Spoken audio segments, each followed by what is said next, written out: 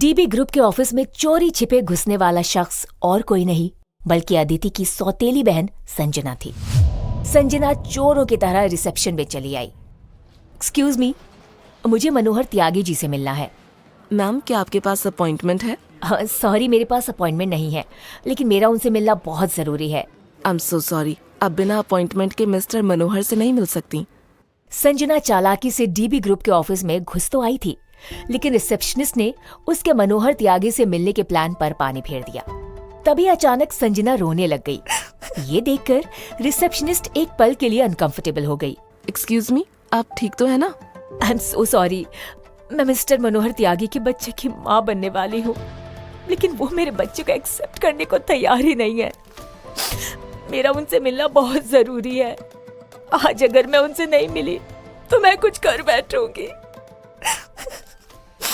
आप प्लीज चुप हो जाओ। देखिए, मैं आपको बिना अपॉइंटमेंट के मिस्टर त्यागी से नहीं मिलने दे सकती, लेकिन एक रास्ता है।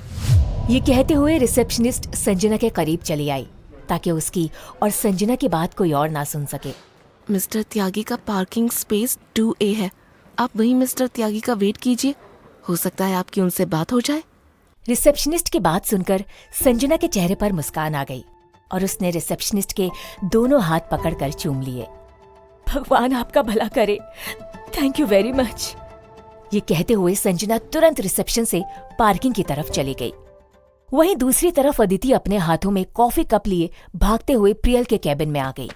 उसने कॉफी प्रियल के टेबल पर रख दी।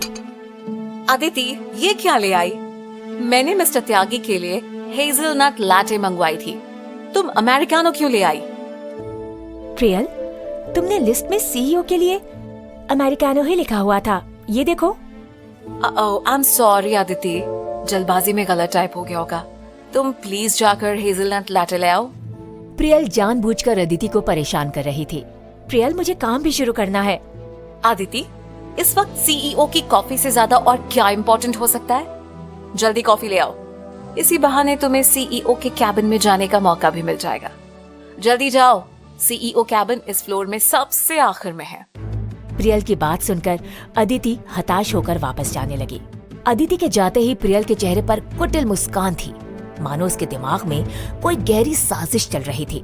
वहीं अदिति कॉफी लेकर मनोहर त्यागी के कैबिन की तरफ चली गई, लेकिन वहां का नजारा देखकर वो शॉक रह गई।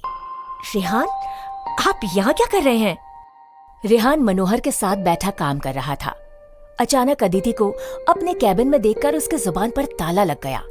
उसे समझ ही नहीं आया कि वो अदिति को इस वक्त क्या एक्सक्यूज दे। आप यहाँ एग्जीक्यूटिव असिस्टेंट के इंटरव्यू के लिए आए हैं? हाँ, मिस्टर त्यागी मुझे हायर नहीं करते तो मेरे साथ साथ तुम भी डिसअपॉइंट होती, इसलिए मैंने तुम्हें नहीं बताया, है ना मिस्टर त्यागी?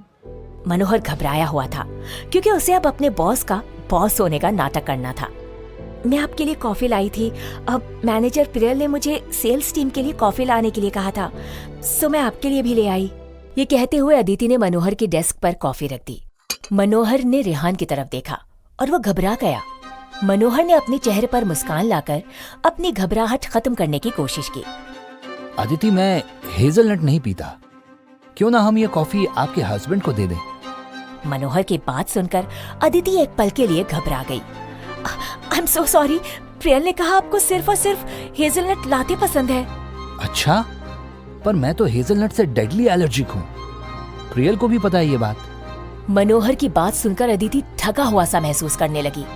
उसे समझ नहीं आ रहा था कि आखिर प्रियल ने उससे झूठ क्यों कहा। वहीं मनोहर और रेहान ने एक दूसरे की तरफ इस तरह देखा मानो दोनों के दिमाग में कुछ चल रहा था। तभी अचानक मनोहर की तबीयत खराब होने लगी। हेल्प, हेल्प, मेरा इंजेक्शन बैग में से निकाल के दो। क्या हुआ आपको?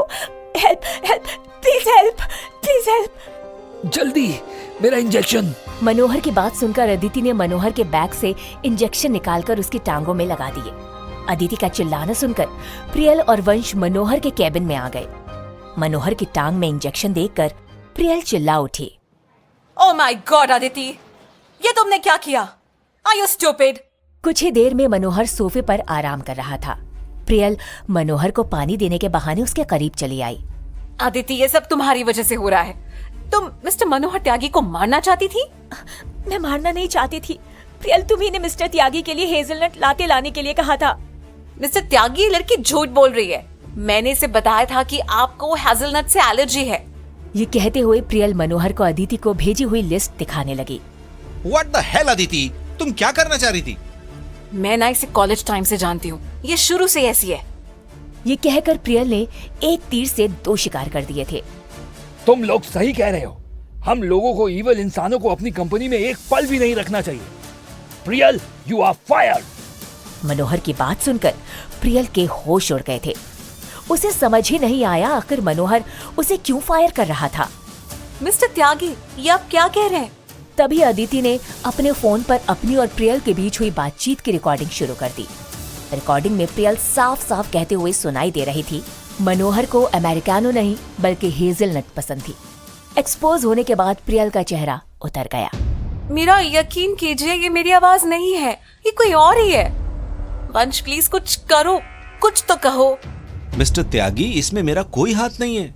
और प्रियल, मैं ऐसी लड़की से शादी नहीं कर सकता जो ईविल हो। मैं हमारी एंगेजमेंट तोड़ रहा हूँ। ये कहते हुए वंश ने प्रियल की बचने की आखिरी उम्मीद भी तोड़ दी। प्रियल जोर जोर से रोने लगी, लेकिन इस वक्त उसकी बात सुनने वाला वहां कोई भी नहीं था। कोने में बैठा रेहान अंदर ही अंदर मुस्कुरा रहा था। वो खुश था कि उसकी बीवी के खिलाफ साजिश रचने वाली प्रियल अब खुद ही शिकार हो गई थी। अब क्या होगा आगे? क्या अदिति को रेहान का सच पता चलेगा? क्या रेहान डीबी ग्रुप में असिस्टेंट बन के काम करेगा? क्या ट्रस्ट फंड का पैसा रेहान को मिल पाएगा? क्या अदिति की माँ ठीक हो जाएंगी? जानने के लिए इंतजार कीजिए अगले एपिसोड का। सुनते रहिए कुकू FM।